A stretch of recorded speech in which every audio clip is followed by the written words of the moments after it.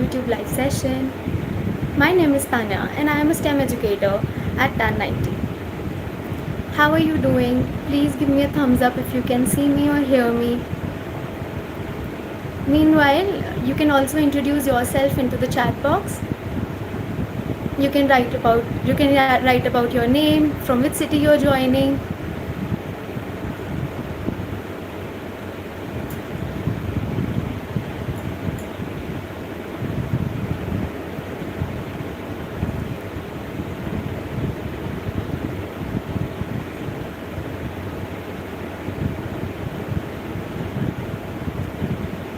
Waiting for you to respond into the chat box so that I know that you can hear me or see me. We have 7 participants here. Hello, hi Meera, how are you doing? From which city you have joined us?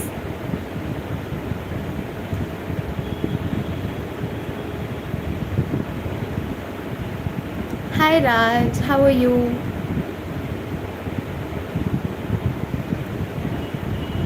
Meera is from Delhi. Hi, hello Meghashri.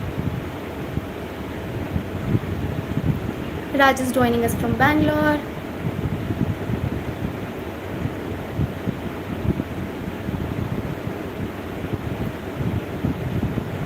I want this session to be engaging and interactive today.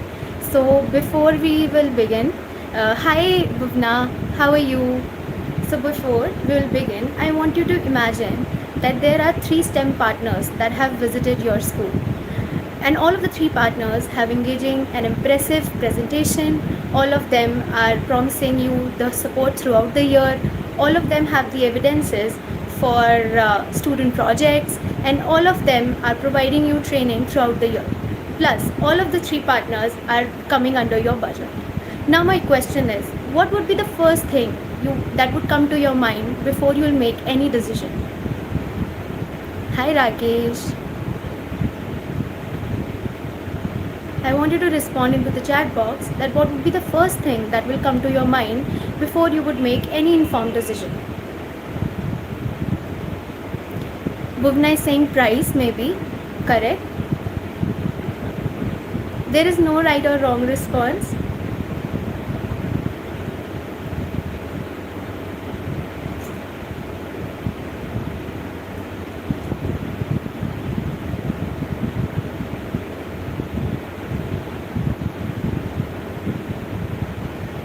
Except price, what would be the other thing that you would consider?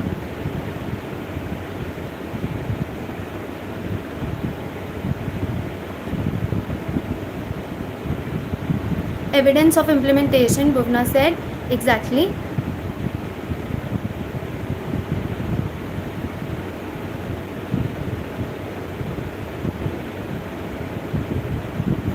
So these are interesting responses. So today's session is not about, the Meera said that the facilities and the support being provided throughout the year, exactly. So all of these are very interesting responses. So before we will move further, today's session is not about comparing any of the STEM brand or any of the STEM company, but it is about creating a decision-making toolkit for the schools and for the parents so that they can evaluate the partners before making any informed decision. Now, I would want you to respond to me in the chat box of a question.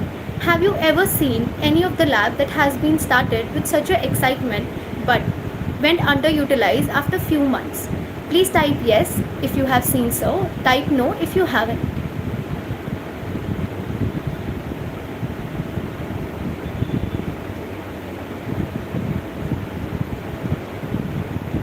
Yes, Bhuvna said yes, she has seen that.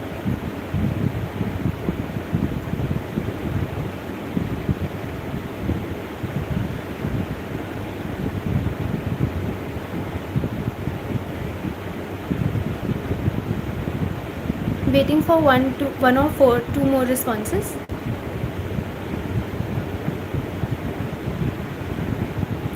I have seen the labs where they were functional at the start and at end they were pushed.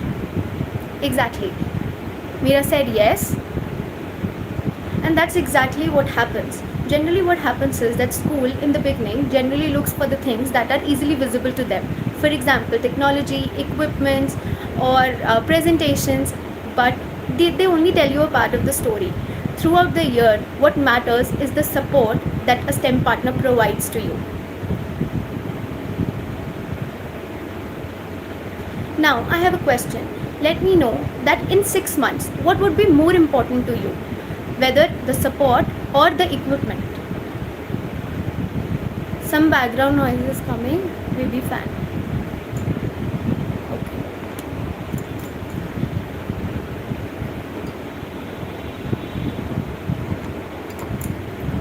So, am I not audible?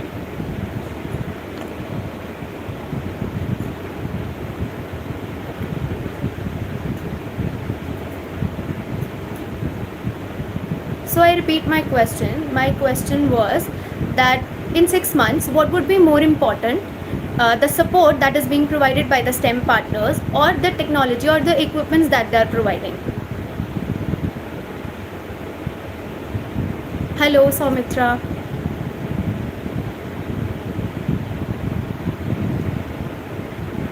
Support. Meera said support.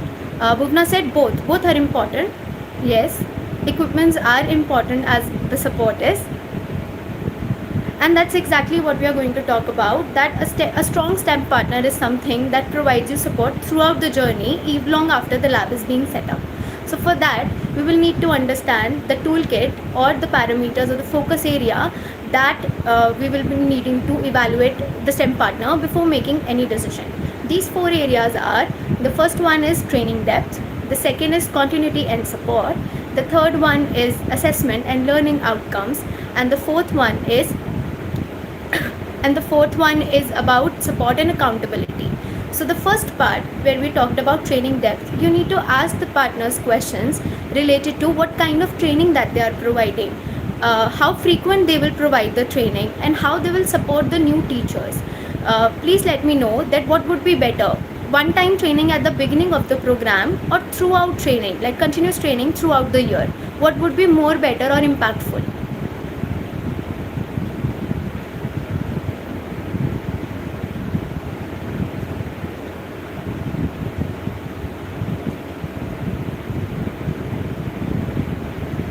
One-time training would be better, or continuous training would be better throughout the year? Continuous training throughout the year. Meghna said that throughout the training year the training is important. Continuous training, I guess Bhuvna said. Meera said throughout the training. Yes, that's what matters. Throughout the training helps connect the partners and the school, that helps them build a good connection and a good culture with each other as well. Now, the second factor is about continuity and support. You need to ask them that how they are planning, what is a long-term roadmap, what is a long-term plan for the school or for the program, how the program will be implemented across different grade levels, and how they will share the reports, or how they will share the progress continuity with you. The third one was learning outcomes and assessment. Before you'll finalize any partner, you need to understand that what is the assessment framework for the students. You need to ask that how the creativity or the curiosity will be assessed of the students, how the learning of the student or the impact of the student will be assessed. They will share any reports with the schools or with the parents? Now please let me know one thing. How will you know, how will I know, how will both of us know that in any of the school the STEM program has actually been successfully implemented? How will you know that?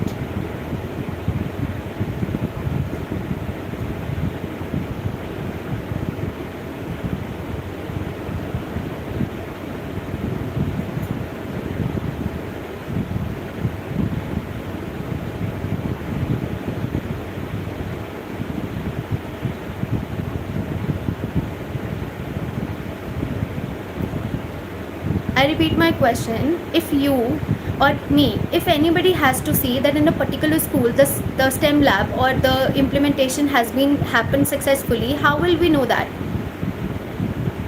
By comparing their IQ level on day 1 and year end. Yes, it is like assessment. That's actually correct. It's more like what Bhuvna is trying to say, that we will have some of the exam data at the beginning of the year and in the end of the year, and we will compare that. That's one way.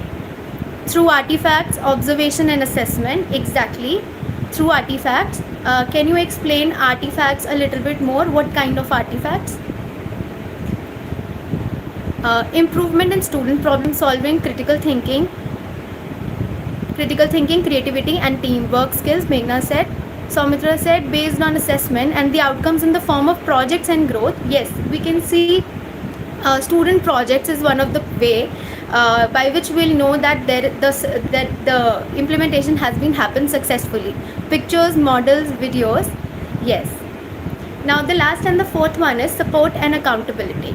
Now when we talk about support and accountability, we need to ask that who will be the point of contact, who will be the POC to reach out to. You cannot directly reach out the CEO of the company at any point, but there should be a person available to whom you can contact and reach out to. So you need to ask who is the POC. What is the response time of that POC? How long will that POC be take to respond to your problem or respond to your issue? Now imagine a scenario that in your classroom there was an issue and you have contacted the POC person, but he or she has responded to you in 2 weeks later. Will that be acceptable to you?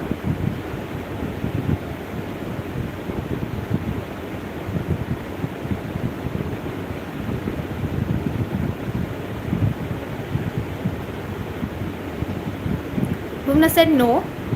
Yes, it's not acceptable, but because you're getting the response after 2 weeks, but you need urgent response from that POC person. So that's why a strong partner is needed. Soumitra said no. Yes, exactly. So a strong partner is the one who continues to support throughout the implementation year, long after the lab is being set up, because actual work starts after the lab is being set up. Setting up the lab is just the beginning of the program or beginning of the year.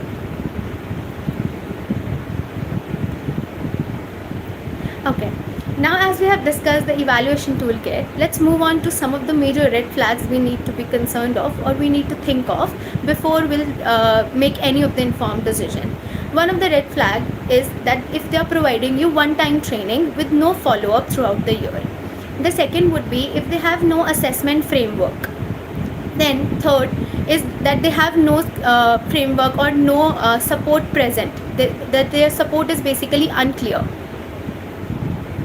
Then the third one is that they have no evidences from the existing schools. They are not letting you talk from the existing schools, or they have not shown you any evidences, but they are only promising you big things, but when it comes to showing you evidences, they have none. Then the last and the major one is that they have no sustainability program. They're only talking about the equipments and the technology, but they're not focusing over the learning outcomes of the students. Now, I want you to pause and reflect upon what would be the biggest red flag that make you concern as well.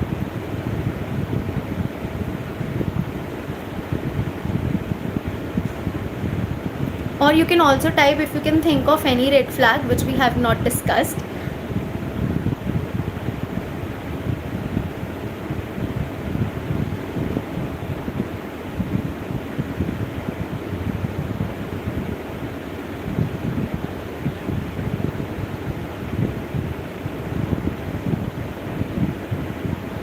Less or no communication. Yes, exactly. Like there is no support, there is no follow-up after the implementation program.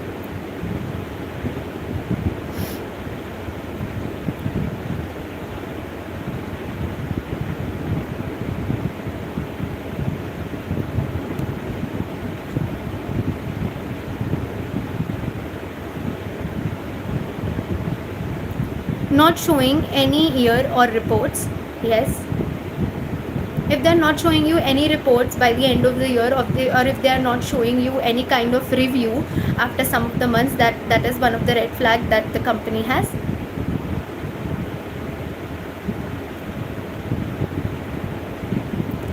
Now Meera said no support or not worried about students or learning outcomes. Yes, some of the companies are not worried about that whether the students are learning or not. They are just looking out for business. Yes, so till now we have discussed about that why choosing a STEM partner is important, how to choose it, that is the evaluation toolkit, and some of the biggest red flag that we need to be watch out for or look out for.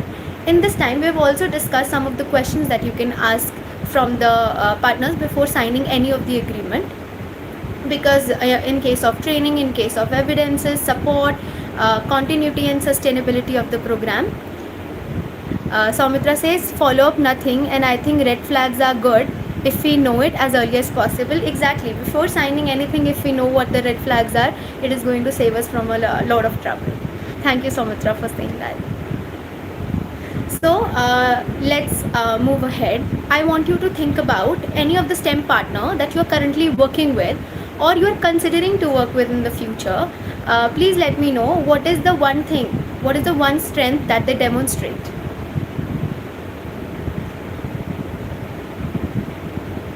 What is the biggest strength your STEM partner or the STEM partner you are thinking of working with demonstrates?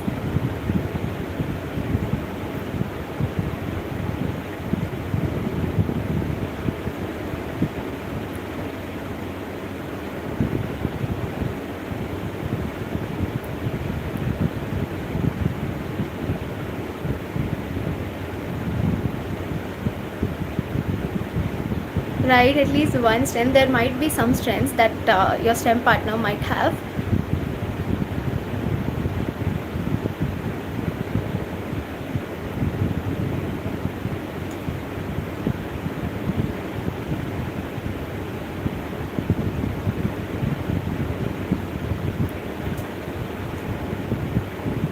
You can also write one of the area that you would like to investigate further. Bhuvna said continuous support is something that is their biggest strength. You can also mention one of the area that you would like to investigate in the partner more.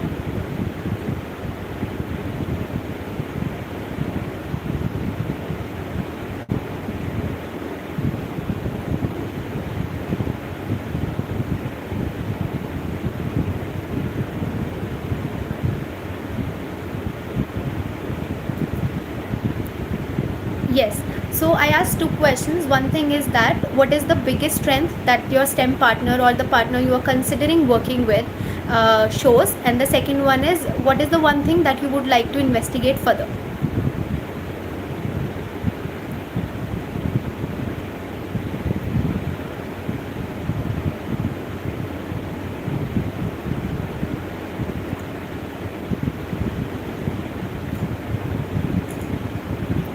STEM is something new for most schools. Yes, exactly. STEM, so for some schools it is a very new topic or a subject. They should be ethically and morally supportive. Yes.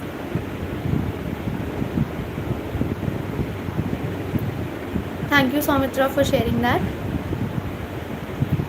Okay, so choosing the STEM partner, as we're concluding the session, selecting or choosing a STEM partner, it's not about selecting somebody with the impressive presentation, but it is about selecting or choosing somebody who can build teacher capacity, who can demonstrate student strength, student impact, and can also sustain learning over the long time.